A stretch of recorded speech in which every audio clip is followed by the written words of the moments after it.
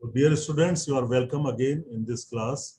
Now we are going to discuss details about copper, molybdenum chloride, nickel, and certain beneficial elements. So the main thing is that we will learn role, deficiency symptoms, and ways to correct the deficiency of some micronutrients like molybdenum, chlorine or chloride. You can call both chlorine when you write Cl and chloride when you write Cl minus 1. And people use them synonymously. Sometimes they call chlorine, sometimes chloride. So it does not matter much. Copper and nickel in crops. Learn about the positive role of certain beneficial nutrients on plant growth. So cobalt, metallic element with an atomic weight 58.94 and one of the transition elements belonging to group 9. Foliar application involves spraying nutrients on leaves for their rapid absorption. Also called foliar spray, foliar feeding, foliar nutrition, foliar fertilization. Silica, it is silicon dioxide, SiO2, is known as silica. Silica means it contains silicon and it is in oxide form, one of the most abundant materials on the Earth's crust, and quartz is an example of silica. Vanadium is a silvery white metallic transition element of group 5 of periodic table and exhibits +2 to +5 valencies, and the ore is where it is found in natural form, vanadite and carnotite. Vanadite and carnotite are the ores of minerals. Now we start with molybdenum, and it is required in least quantities as is the case of nickel. So it is an essential component of nitrate reductase.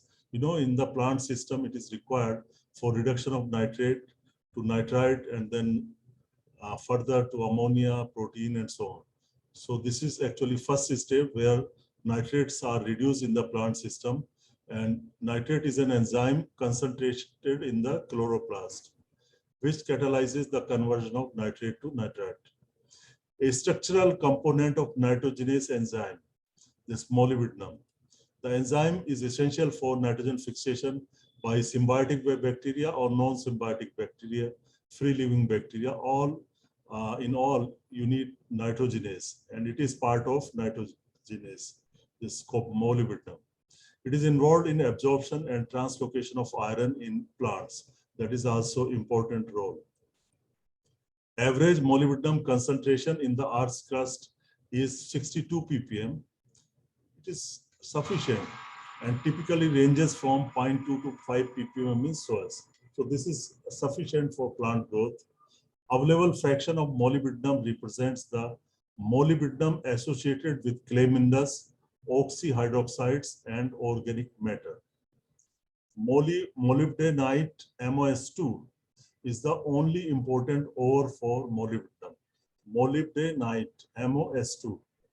Molybdenum deficiency generally occur in highly porzolized soils.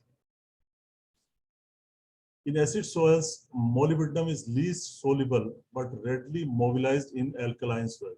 So its availability is more in neutral to alkaline soils and less in acidic soils.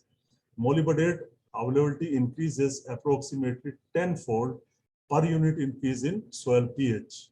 So therefore, if soils are acidic, liming to increase soil pH increases molybdenum availability.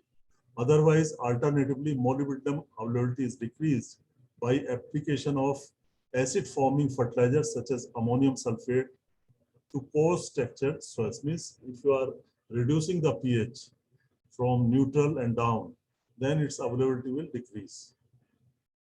Because you can remember that all ammonia and ammonium forming fertilizers are acidic in nature, and all calcium, sodium containing fertilizers are basic in nature.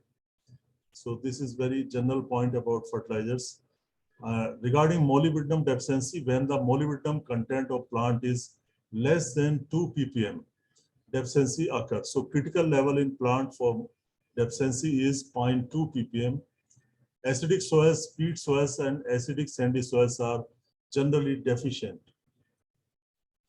Symptoms are closely related to nitrogen metabolism because it is involved in nitrogen metabolism, and it is concentrated mostly in nitrate reductase enzyme. Deformation of leaves like whiptail in cauliflower. In wheat, yellowing of leaves in acute deficiency, empty heads. Empty means there are no grains. Molybdenum deficiency resembles that of nitrogen deficiency in legumes because the role of molybdenum plays in nitrogen fixation. So therefore, if you get deficiency of nitrogen in legumes, deficiency of molybdenum in legumes, then you will surely have deficiency of nitrogen. Stunting and yellowing of plants in legume crops, marginal scorching, curling and crinkling of leaves, interveinal chlorosis, followed by the plant turning pale yellow and becoming stunted. In cauliflower, it is whiptail. In cashew nut, it is the yellow leaf spot. In cauliflower, you can have also another issue that is, in cauliflower, Brussels sprout. Brussels sprout is a vegetable. Broccoli is also a vegetable of cauliflower family. And citrus fruits are sensitive to low molybdenate levels. Cotton, leafy vegetables, corn, tomato, and sweet potato are moderately sensitive to lower molybdenate levels. You can see problem of whiptail in cauliflower. So deformation of the curd. Curd is the flower. Corrective measures, how to correct it. Adding 40 to 400 gram molybdenum per hectare. You can see the rates of application in 1 hectare are very small, but it is in molybdenum form, 40 to 400 gram. Foliar spray of sodium molybdenate 0.03% on cashews. Soil is limed to increase plant uptake. If it is acidic soil, correct the pH of the soil. Ammonium molybdenate for potato at the rate about 1 kg per hectare. It is in the form of fertilizer. Ammonium molybdenate 0.5 kg in 1000 liter of water for spray. You can do foliar spray also. And a disease called pencil point in coconut can be cured with 0.25 gram per liter of ammonium molybdenate. So you can see we can go for foliar spray as well as soil application. You can see the molybdenum content in different fertilizers like ammonium molybdenate, NH4, 6MO7, O20 is for 2S2O. This is ammonium molybdenate, 54% molybdenum. Sodium molybdenate is rather more common, Na2MO4, 2S2O, 39%. Molybdenum trioxide, MO3, 66%. Molybdenum frits, molybdenum silicates, and 2 to 3% molybdenum is there in there. So this is molybdenum content in fertilizers. Now application rates in different crops. So for example, in soybean, ammonium or sodium molybdenate can be used at, if it is used for broadcasting, then 0.5 to 1 pound molybdenum per acre. So you can convert it into kg per hectare also. So it can be 0.5 to 1 kg per hectare molybdenum through ammonium or sodium molybdenate, and by broadcasting it uniformly, and it is effective for 2 to 3 years. Then 0.0 to 0.15% spray of foliar spray. 0.03 to 0.15 kg molybdenum per hectare for foliar spray. Suppose 500 liter of water, you mix so much of this ammonium or sodium molybdenate in 500 liter of water and spray. So you can go through this table. These are different method of application. Like we can go for broadcast application, foliar application, or seed coating. So there could be 3 methods for correcting deficiency of molybdenum. Now we go to the chlorine. It is thought to be involved in the production of oxygen during photosynthesis, in raising cell at osmotic pressure. This is another important point. and in maintaining tissue hydration. Now, chlorine in soils, chloride is abundantly available in seawater and in inland water. So seawater is rich in chloride. It exists as a constituent of a large number of soil minerals. Among soils, the chloride content is higher in saline and alkali soils. Fertilizer, it can come through fertilizer, through irrigation water. Fertilizer like potassium chloride or sodium chloride or any ammonium chloride or any chloride fertilizer can supply it. Irrigation water, atmospheric and other amendments are the sources of chloride for crop fields. In soils, total content of chlorine varies from 5 to 800 milligram per kg. So you can see the range is very wide with an average value of 100 milligram per kg soil. It is available. As chloride exists as an anion in soil solution, it is easily leached down in well-drained soils. So leaching can occur. Leaching of chloride can occur easily in high rainfall area. Excess chloride may accumulate in areas with a high water table and imperfectly drained soils. It is accumulated in low-lying areas that receive runoff from other lands. Nearly all chloride in soil exists in soil solution. So this is very interesting point because it is negatively charged and it is not very strongly adsorbed to clays or other kind of colloids. So therefore, most of the chloride is in the soil solution. So that can be easily leached from the soil. The mineral adsorbed and organic fractions contain negligible quantities of chloride. So therefore, most of the chloride is in soil solution. But it is liable to be leached because of its high solubility and mobility in soils. Appreciable chloride leaching can occur when rainfall or irrigation exceeds evapotranspiration.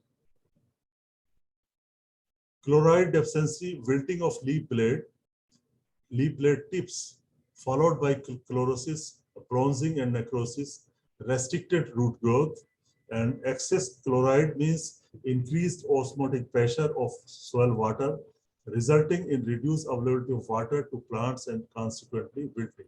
So it has very important role in water availability in soil, as well as it has a role in the plant system also.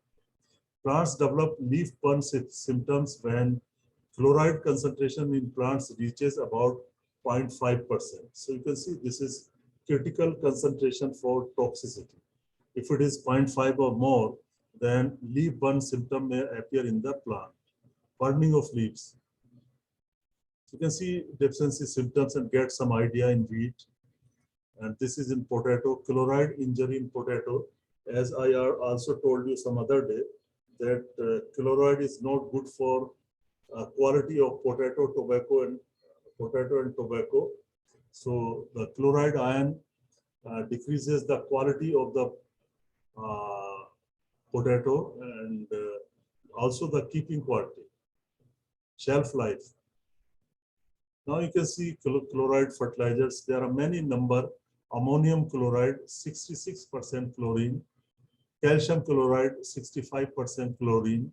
Magnesium chloride, 74%. Potassium chloride, 47% Cl. Sodium chloride, 60% chloride. Now, after chloride, but do you have any question, any point of discussion here? Anybody?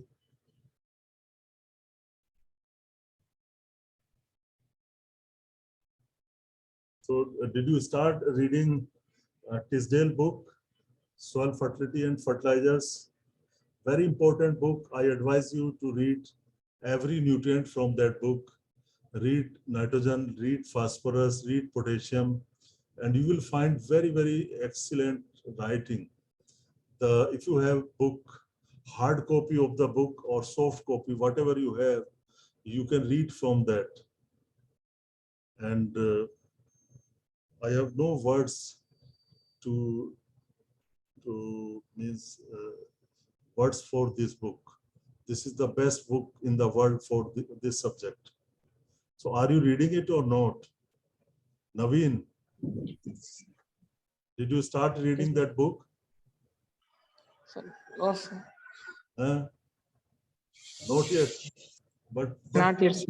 I tell you, it will not take more than 15 days or 10 days to read this book. Start from page 1 to last.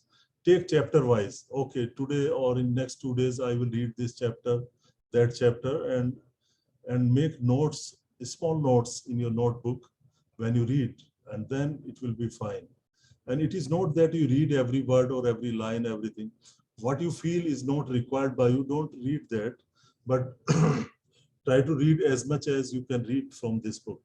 And same is the case with Brady. Every student of agronomy, soil science, or water science should read these two books. Excellent books, and make small notes. Read every chapter. For example, even organic matter. Organic matter is given in both the books, but their perspectives are different. So if you read organic matter from both the books, then you will not require, you will make mastery in organic matter. Similarly, nitrogen, it is there in both the books. But first you start with Tisdale, then you can see Brady also. So now we go to copper.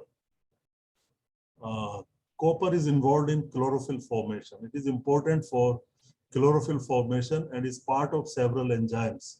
Like iron, you know, iron is also part of several enzymes, such as cytochrome oxidase. So cytochrome oxidase is very important enzyme. It participates in lignin formation, this copper, protein and carbohydrate metabolism, and is possibly required for symbiotic nitrogen fixation. Not sure, but possibly required for symbiotic nitrogen fixation. So it has got multiple roles. Now see copper in soils. The copper content in soils generally ranges from 5 to 60 ppm, although both lower and upper limits are not fixed. Copper content in soil generally decreases with soil depth. Addition of organic matter such as farmyard manure increases DTPA extractable copper in soils. So FIM is an excellent source of copper, excellent source of manganese, as well as iron. If a farmer is using farmyard manure, then he need not to use inorganic micronutrient fertilizers. Addition of organic matter FIM. The most widely occurring copper mineral is chalcopyrite. Other copper-bearing minerals are chalcocite or chalcocite, whatever is called, melachite, tinorite, cupric ferrite, bornite, digenite, and tetraherite. So these are different copper minerals in soil. In soils, copper is found mostly in cupric form, Cu2 plus, adsorbed by clay minerals as well as organic complexes. So it can go to both humus as well as your clay colloids. So copper, like any other element, is present in soil in 5 forms. So what are the 5 different forms of copper? It may be in soil solution, surface adsorbed and exchangeable, associated with organic matter, associated with oxide and carbonates, as a component of primary minerals and secondary aluminosilicate minerals. So these are the 5 different forms, or 5 different forms where it is present in soil. Copper deficiency, youngest leaves become yellow and pale. Eventually, dead tissues appear along the tips and edges of leaves, as in case of potassium. Now you can see copper deficiency symptoms in wheat. Then in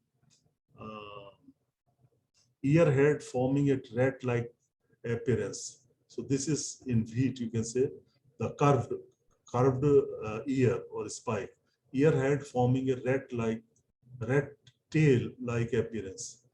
Wilting and rolling of leaves showing boat-like structure. Boat-like structure, it may be pigeon pea. Chlorotic and bleached leaves with boat-like appearance, you can see this.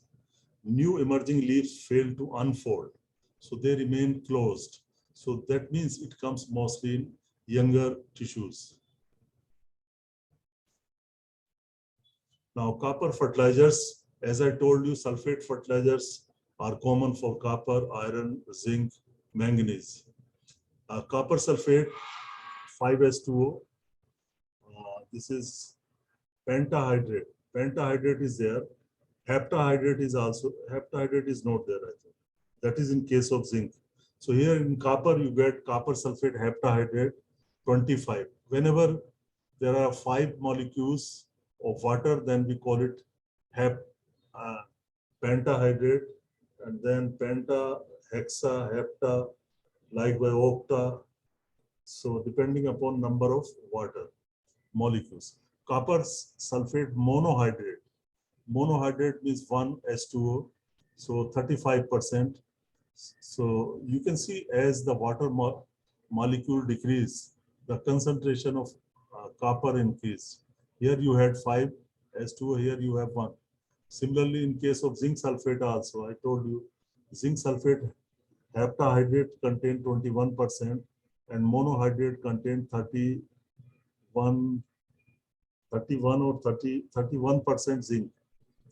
Then copper acetate, 32% copper, copper ammonium phosphate, 32, copper chelate, 30% copper, and organics less than 0.5%.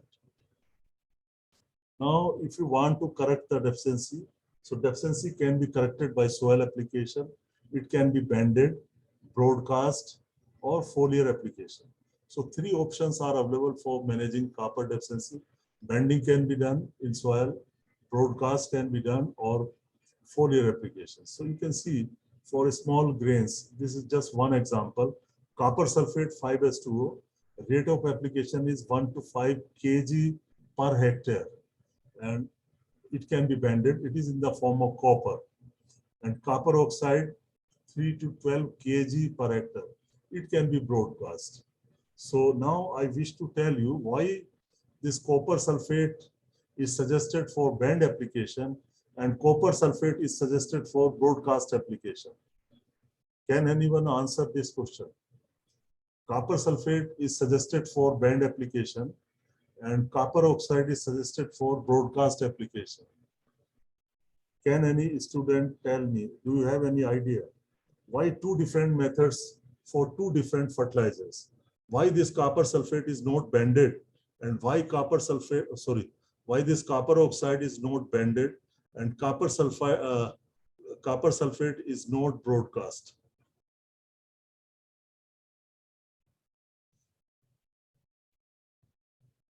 So I think you don't have idea. I can tell you answer.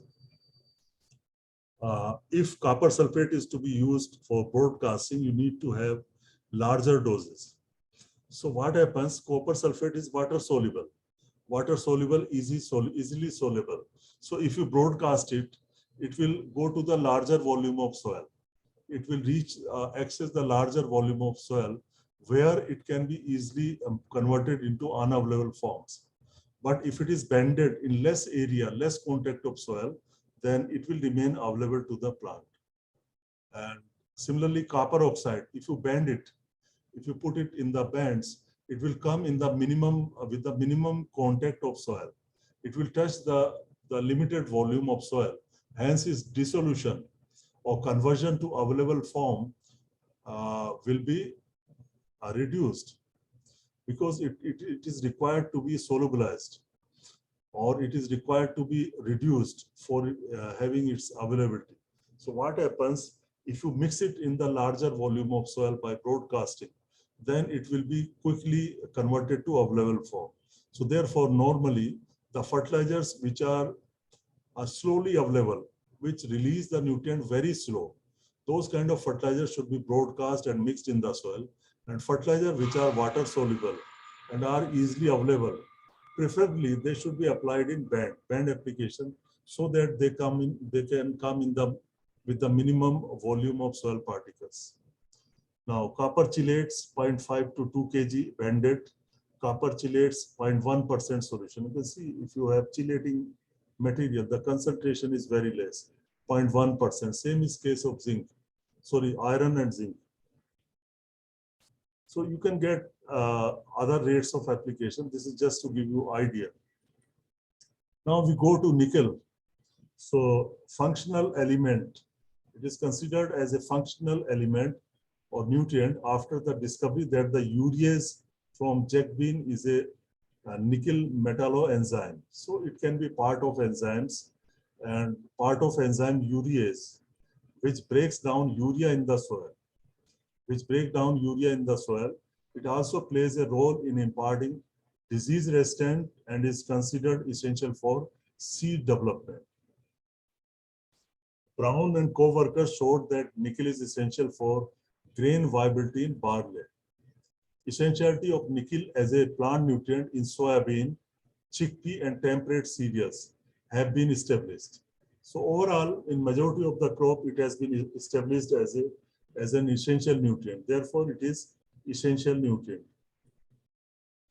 Now, this slide is important about nickel. You can see more critically. Nickel deficient plants are slow growing, and for barley, viable grain is not produced. If you don't have nickel, viable grains will not be produced. Nickel content of plants normally ranges from 0.1 to 1 ppm. See, very lower concentration, 0.1 to 1 ppm. Nickel deficient plants accumulate toxic levels of urea. That is the problem, means urea is not properly metabolized. So nickel deficient plants accumulate toxic level of urea in leaf tips because of reduced urease activity. So this can be toxic. Although this urea can be toxic, although few nickel deficiencies have been observed in the field, nickel deficient plants may develop chlorosis of the youngest leaf that progresses to necrosis of the meristem. So its deficiency common are not, deficiency symptoms are not very common. So it has been actually studied particularly with respect to the toxicity. So it is rather more toxic. You will find more cases of toxicity than the deficiency. Nickel-like aluminum, see toxicity, nickel-like aluminum has most received the attention of soil scientists and agronomists from the viewpoint of its toxic effect on plant growth. Toxicity symptom resembles that of iron deficiency symptoms. Now problem becomes very acute that deficiency symptom of iron resembles the toxicity symptom of nickel. So a characteristic feature of nickel deficiency in cereals and grasses is a variation in the intensity of chlorosis along the length of the leaf, yielding a series of transverse bands. Now, after covering these molybdenum, copper, and nickel, now we go to beneficial nutrients. So do you have anything in your mind, any question related to copper, chloride, nickel, molybdenum? Any point? Okay, now we see in very brief why these cobalt, sodium, silicon, vanadium, aluminum, lanthanum, cerium are considered as beneficial nutrients. So these nutrients are not essentially required by all plants, but in some plants, they can work they can play an important role. They can improve the growth and quality of in certain crops. These cobalt, and they are never necessary for plant growth. However, nutrient like cobalt finds its almost essential role in legumes. Silicon finds essential role in cereals, particularly rice, and sodium is good for sugarcane. In sugarcane, it has given beneficial role. And sometimes if you don't have money or your soils can bear sodium. So sodium can also substitute potassium, role of potassium, and plant growth will be good. So you can see some details about cobalt. Cobalt involved in nitrogen fixation and is therefore essential for legumes. Cobalt is essential for growth of symbiotic microbes such as rhizobia, even free-living nitrogen-fixing bacteria, and blue-green algae. So it has Very important role in nitrogen fixation. Cobalt concentration in plant ranges from 0.02 to 0.5 ppm. Very small. Cobalt, nickel, molybdenum. These elements have very low concentration in plant systems. Soviet workers have reported responses to cotton, beans, and mustard. So people have tried, and beneficial role have been achieved by Soviet workers. And for example, cobalt sulfate can be used as a fertilizer, source of fertilizer for cobalt application. Now, sodium. What is essential role of sodium? So it has been observed that conversion of pyruvate to phosphoenol pyruvate in the mesophyll in C4 plants. So it is essential. Essential role for conversion of pyruvate, assimilation of nitrate, and conversion to nitrite in blue-green alga, Anabaena cylindrica. Sugar beet responds positively even in the presence of adequate K. Sodium can also increase the sugar concentration in sugar beet. Now, beneficial effects of sodium on plant growth can be observed in low K soils. If your soils are low in potassium, then there you can observe more benefit with sodium application, and because it can partly substitute the function of K. In several species, improved stomatal function and osmotic and electrical balance of soil. So these are the roles which are being looked after by sodium, by potassium, by calcium, by magnesium. They all are involved in improved stomatal function and osmotic and electrical balance of cells. Sodium can overcome the impairment of carbohydrate transport associated with calcium deficiency. So partly here it can substitute the role of calcium also. Toxicity of sodium. Soils having high exchangeable sodium as well as high pH. Use of sodic underground water. I think if you know the classification or quality of irrigation water, then sometimes your sodium is also there. Sodium absorption ratio, something like this there. Silicon, necessary for the growth of normal growth of rice, sugarcane, barley, and wheat. So these crops have been benefited by silicon application. Yield increase in sugarcane due to 4.5 ton per hectare calcium silicate.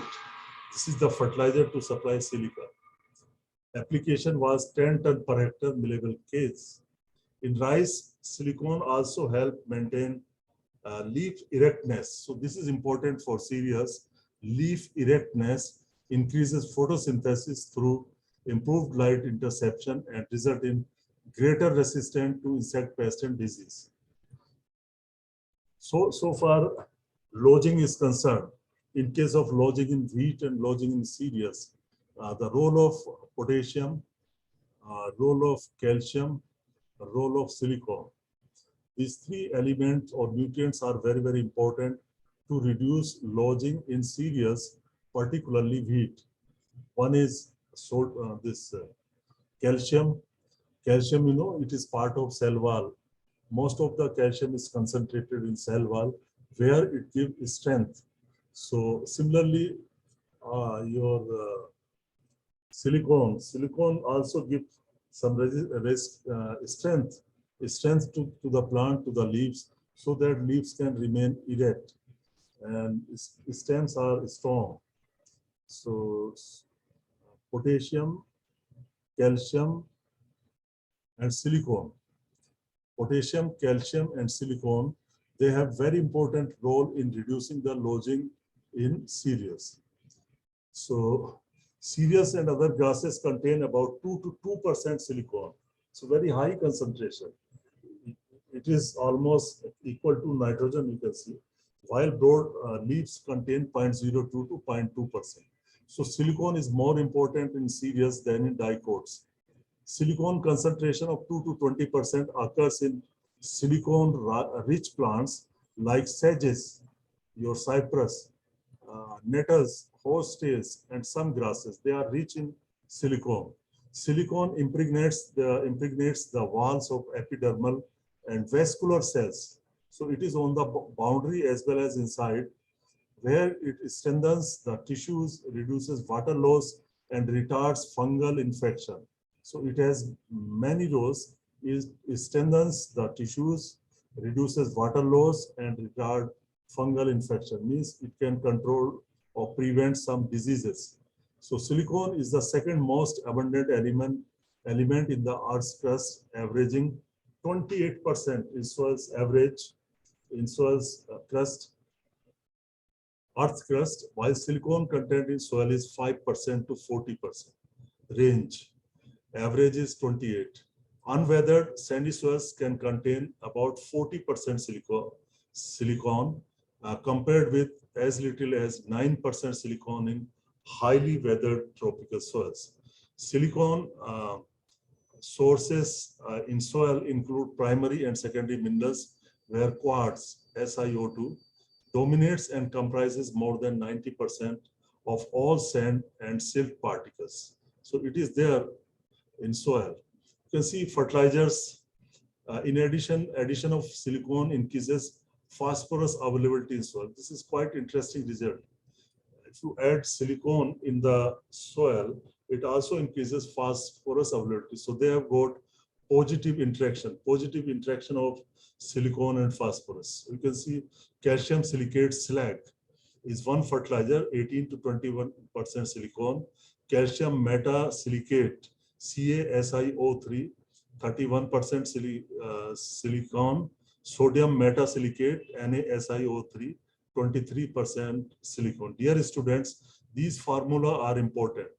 You can memorize them, you can remember them. Sometimes or at other times, you will be required to know the or tell the formula of these. So please remember, these are the three sources of silicon, and you can remember. If not the silicon content, at least their name and formula you should remember. Vanadium is low concentration are beneficial. I think you can go through this vanadium, aluminum, and lanthanum and cerium, because last minute is left. So it is over from my side. And now we will break for 10 minutes. We will meet at 12:30. Is it okay? Okay, sir. Okay, sir. Okay, sir.